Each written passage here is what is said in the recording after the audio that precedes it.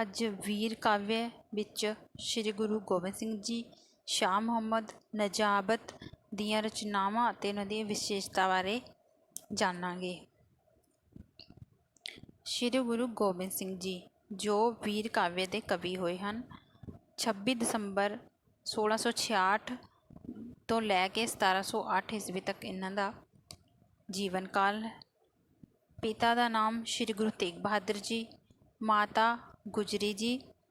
ਪ੍ਰਮੁੱਖ ਰਚਨਾਵਾਂ ਹਨ ਜਾਪੂ ਸਾਹਿਬ, ਅਕਾਲ ਉਸਤਤ, ਬਚਿੱਤਰ ਨਾਟਕ, ਗਿਆਨ ਪ੍ਰਬੋਧ, ਸ਼ਸਤਰਨਾਮਾ, ਸਵਈਏ, ਚੰਡੀ ਚਰਿੱਤਰ, ਹਿਕਾਇਤਾਂ ਫਾਰਸੀ ਵਿੱਚ ਲਿਖੀਏ, ਮਿੱਤਰ ਪਿਆਰੇ ਨੂੰ, ਖਿਆਲ, ਚੌਪਈ, ਜਫਰਨਾਮਾ, ਚੰਡੀ ਦੀਵਾਰ। ਇਹ ਇਹਨਾਂ ਦੀਆਂ ਪ੍ਰਮੁੱਖ ਰਚਨਾਵਾਂ ਹਨ। ਗੁਰੂ ਗੋਬਿੰਦ ਸਿੰਘ ਜੀ ਸੰਸਕ੍ਰਿਤੀ, ਫਾਰਸੀ, ਬ੍ਰਿਜ ਭਾਸ਼ਾ ਦੇ ਵਿਦਵਾਨ ਸਨ। ਇਸ ਤੋਂ ਇਲਾਵਾ ਆਪ ਨੇ ਘੋੜ ਸਵਾਰੀ, ਤੀਰ ਅੰਦਾਜ਼ੀ, ਹੋਰ ਫੌਜੀ ਕਰਤੱਬ ਵੀ ਸਿੱਖੇ। ਚੰਡੀ ਦੀਵਾਰ ਆਪ ਜੀ ਦੀ ਪੰਜਾਬੀ ਵਿੱਚ ਲਿਖੀ ਰਚਨਾ ਹੈ। ਪੰਜਾਬੀ ਵਿੱਚ ਪਹਿਲੀ ਮੁਕੰਮਲ ਵਾਰ ਚੰਡੀ ਦੀਵਾਰ ਹੀ ਹੈ, ਜਿਸ ਦਾ ਅਸਲੀ ਨਾਂ ਵਾਰ ਸ੍ਰੀ ਭਗਉਤੀ ਜੀ ਕੀ ਹੈ। ਚੰਡੀ ਦੀਵਾਰ ਇਹ ਮਾਰਕੰਡੇ ਪੁਰਾਣ 'ਤੇ ਆਧਾਰਿਤ ਹੈ। ਮਿਥਿਹਾਸਿਕ ਕਹਾਣੀ। ਪਹਿਲੀ ਪੌੜੀ ਵਿੱਚ ਮੰਗਲਾਚਰਨ ਪ੍ਰਥਮ ਭਗਉਤੀ ਸਿਮਰ ਕੈ ਤੋਂ ਸ਼ੁਰੂਆਤ ਹੁੰਦੀ ਹੈ। 9 ਗੁਰੂਆਂ ਦਾ ਜ਼ਿਕਰ ਹੈ ਇਸ ਵਿੱਚ। ਮੰਗਲਾਚਰਨ ਵਿੱਚ 54 ਪੌੜੀਆਂ ਹਨ। ਇੱਕ ਦੋਹਰਾ ਹੈ। ਛੰਦ ਨਿਸ਼ਾਨੀ ਤੇ ਸਿਰਖੰਡੀ ਭਾਸ਼ਾ ਪੰਜਾਬੀ ਦੁਆਬੀ ਦਾ ਪ੍ਰਭਾਵ ਹੈ। ਕਿਹੜੇ? ਇੱਕ ਛੰਦ ਨਿਸ਼ਾਨੀ ਤੇ ਸਿਰਖੰਡੀ, 2 ਛੰਦ ਵਰਤੇ ਹਨ ਗੁਰੂ ਜੀ ਨੇ। ਸ਼੍ਰੀ ਗੁਰੂ ਗੋਬਿੰਦ ਸਿੰਘ ਜੀ ਦੀ ਰਚਨਾ ਦਸਮ ਗ੍ਰੰਥ ਵਿੱਚ ਸ਼ਾਮਿਲ ਹੈ, ਨਾ ਕਿ ਸ਼੍ਰੀ ਗੁਰੂ ਗ੍ਰੰਥ ਸਾਹਿਬ ਵਿੱਚ। ਆਪ ਜੀ ਦੀ ਬਹੁਤੀ ਰਚਨਾ ਬ੍ਰਿਜ ਭਾਸ਼ਾ ਵਿੱਚ ਹੈ। ਜਫਰਨਾਮਾ ਫਾਰਸੀ ਭਾਸ਼ਾ ਵਿੱਚ ਹੈ। ਚੰਡੀ ਦੀਵਾਰ, ਇੱਕ ਖਿਆਲ, ਮਿੱਤਰ ਪਿਆਰੇ ਸ਼ਬਦ ਪੰਜਾਬੀ ਭਾਸ਼ਾ ਵਿੱਚ ਹਨ।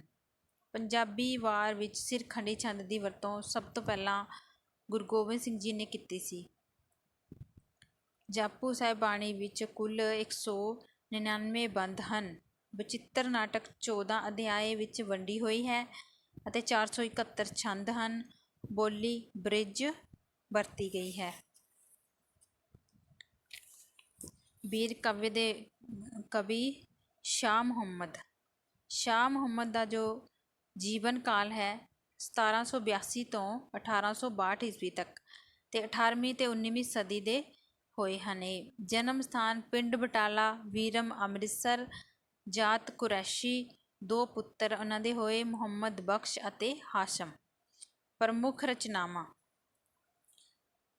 ਹਾਸ਼ਮ ਸ਼ਾਹ ਦੀ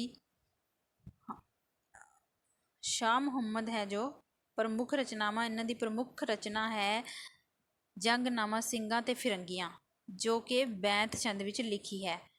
ਕਿੱਸਾ ਸੱਸੀ ਪੁੰਨੂ ਬੈਂਤ ਛੰਦ ਵਿੱਚ ਲਿਖਿਆ ਹੈ। ਜੰਗਨਾਮਾ ਸਿੰਘਾਂ ਤੇ ਫਿਰੰਗੀਆਂ।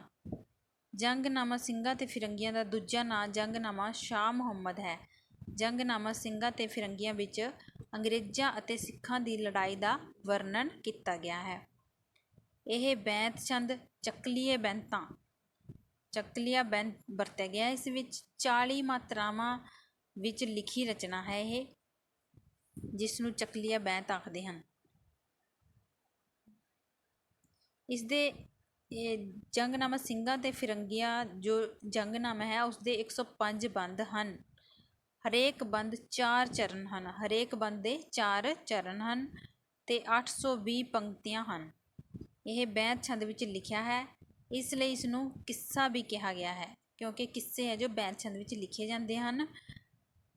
ਪਰ ਇਸ ਨੂੰ ਜੰਗਨਾਮਾ ਕਿਉਂ ਕਿਹਾ ਗਿਆ? ਕਿਉਂਕਿ ਇਸ ਵਿੱਚ 2 ਧਿਰਾਂ ਦੀ ਲੜਾਈ ਦਾ ਵਰਣਨ ਹੈ। ਬੈਂਤ ਛੰਦ ਵਰਤਿਆ ਇਸ ਲਈ ਕਿੱਸਾ ਕਿਹਾ ਗਿਆ ਤੇ ਇਸ ਵਿੱਚ ਲੜਾਈ ਦਾ ਜ਼ਿਕਰ ਕੀਤਾ ਹੈ, ਇਸ ਕਰਕੇ ਇਸ ਨੂੰ ਜੰਗਨਾਮਾ ਵੀ ਕਿਹਾ ਜਾਂਦਾ ਹੈ। ਇਸ ਨੂੰ ਵਾਰ ਸ਼ਾਹ ਮੁਹੰਮਦ ਦੇ ਨਾਮ ਨਾਲ ਵੀ ਜਾਣਿਆ ਜਾਂਦਾ ਹੈ। ਇਸ ਦਾ ਸਮੁੱਚਾ ਪ੍ਰਭਾਵ ਕਰੁਣਾਤਮਕ ਹੈ। ਇਸ ਦੀ ਬੋਲੀ ਕੇਂਦਰੀ ਪੰਜਾਬੀ ਹੈ। ਸ਼ਾਹ ਮੁਹੰਮਦ ਪਹਿਲਾ ਕਵੀ ਹੈ ਜਿਸ ਨੇ ਕੀ ਹੈ ਅੰਗਰੇਜ਼ੀ ਸ਼ਬਦ ਵਰਤੇ ਹਨ ਆਪਣੇ ਇਸ ਰਚਨਾ ਵਿੱਚ, ਜਿਵੇਂ ਪਲਟਨ, ਲਾਟ, ਕੌਸ਼ਲ। ਜੰਗਨਾਮਾ ਸ਼ਾਹ ਮੁਹੰਮਦ ਕੌਰ ਸਾਹਿਬ ਮਹਾਰਾਜਾ ਰਣਜੀਤ ਸਿੰਘ ਦੇ ਪੋਤਰੇ ਅਤੇ ਮਹਾਰਾਜਾ ਖੜਕ ਸਿੰਘ ਦਾ ਪੁੱਤਰ ਨੌਨਿਹਾਲ ਸੀ। ਇਸ ਵਿੱਚ ਇਹਨਾਂ ਦੀ ਲੜਾਈ ਦਾ ਜ਼ਿਕਰ ਹੈ। ਇਹ ਰਚਨਾ 8 ਅਕਤੂਬਰ 1839 ਈਸਵੀ ਤੋਂ ਲੈ ਕੇ 16 ਮਾਰਚ 1846 ਤੱਕ ਲਾਹੌਰ ਦਰਬਾਰ ਦਾ ਇਤਿਹਾਸ ਬਿਆਨ ਕਰਦੀ ਹੈ। ਯਾਨੀ ਕਿ ਇਸ ਰਚਨਾ ਵਿੱਚ 1839 ਤੋਂ 1846 ਤੱਕ ਦਾ ਇਤਿਹਾਸ ਦੱਸਿਆ ਗਿਆ ਹੈ, ਬਿਆਨ ਕੀਤਾ ਗਿਆ ਹੈ। ਜੰਗਨਾਮੇ ਦੀ ਵਾਰਤਾ 5ਵੇਂ ਬੰਦ ਤੋਂ ਸ਼ੁਰੂ ਹੁੰਦੀ ਹੈ। 49ਵੇਂ ਬੰਦ ਤੱਕ ਸਿੱਖਾਂ ਤੇ ਅੰਗਰੇਜ਼ਾਂ ਦੀ ਲੜਾਈ ਦਾ ਇਤਿਹਾਸਿਕ ਪਿਛੋਕੜ ਪੇਸ਼ ਕੀਤਾ ਗਿਆ ਹੈ।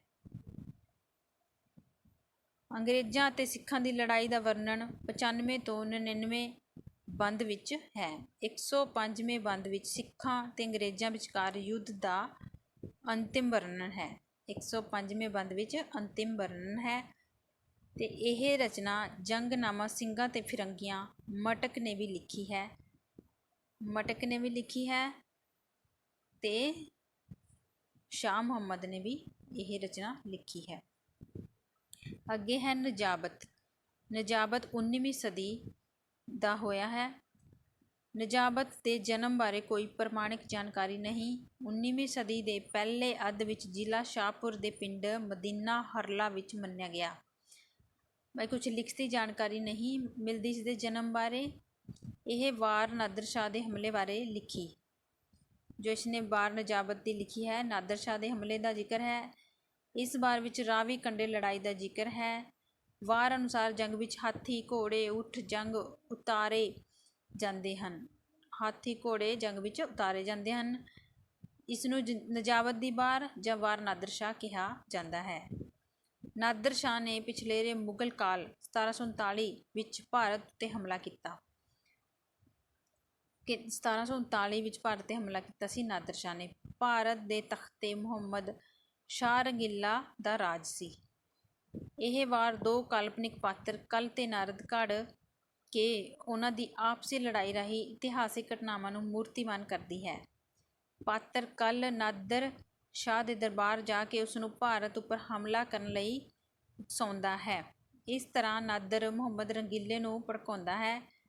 ਕਲ ਤੇ ਨਾਰਦ ਰਾਜਿਆਂ ਤੇ ਵਜ਼ੀਰਾਂ ਦੇ ਪ੍ਰਤੀਕ ਹਨ, ਜੋ ਕਿ ਰਾਜਿਆਂ ਨੂੰ ਲੜਾਈ ਲਈ ਉਕਸਾਉਂਦੇ ਹਨ। ਇਹ ਵਾਰ ਅਧੂਰੇ ਰੂਪ ਵਿੱਚ ਪ੍ਰਾਪਤ ਹੋਈ ਅਤੇ ਇਸ ਦੀਆਂ 86 ਪੌੜੀਆਂ ਹਨ। ਇਹ ਪ੍ਰਸ਼ਨ ਪੁੱਛਿਆ ਜਾਂਦਾ ਹੈ ਕਿ ਨਜਾਬਤ ਦੀ ਵਾਰ ਹੈ ਜੋ ਕਿੰਨੀਆਂ ਪੌੜੀਆਂ ਹਨ? 86 ਪੌੜੀਆਂ ਹਨ। ਵਾਰ ਦਾ ਜੋ ਛੰਦ ਹੈ ਉਹ ਕੀ ਹੈ? ਨਿਸ਼ਾਨੀ ਅਤੇ ਸਿਰਖੰਡੀ ਦਵੱਈਆ ਅਤੇ ਬੋਲੀ ਕੇਂਦਰੀ ਪੰਜਾਬੀ। ਚੰਡੀ ਦੀ ਵਾਰ ਤੋਂ ਬਾਅਦ ਦੂਜੀ ਵੀਰ ਰਸ ਭਰਪੂਰ ਰਚਨਾ ਇਹੀ ਮੰਨੀ ਗਈ ਹੈ। ਨਜਾਬਤ ਦੀ ਵਾਰ ਅੰਸ਼ ਅਟਕ ਤੋਂ ਨਾਦਰ ਸ਼ਾਹ ਦਾ ਕੂਚ ਕਰਨਾ, ਇਹ ਇਸ ਦੇ ਅੰਸ਼ ਹਨ। ਅਟਕ ਤੋਂ ਨਾਦਰ ਸ਼ਾਹ ਦਾ ਕੂਚ ਕਰਨਾ, ਰਾਵੀ ਕੰਢੇ ਦੀ ਲੜਾਈ ਹੈ, ਨਵਾਬ ਲਾਹੌਰ ਦਾ ਹਾਰ ਮੰਨਣਾ ਅਤੇ ਕਰਨਾਲ ਦੀ ਲੜਾਈ, ਇਹ ਇਸ ਦੇ ਅੰਸ਼ ਹਨ। ਇਹ 18ਵੀਂ ਸਦੀ ਦੇ ਅੱਧ ਦੀ ਰਚਨਾ ਹੈ।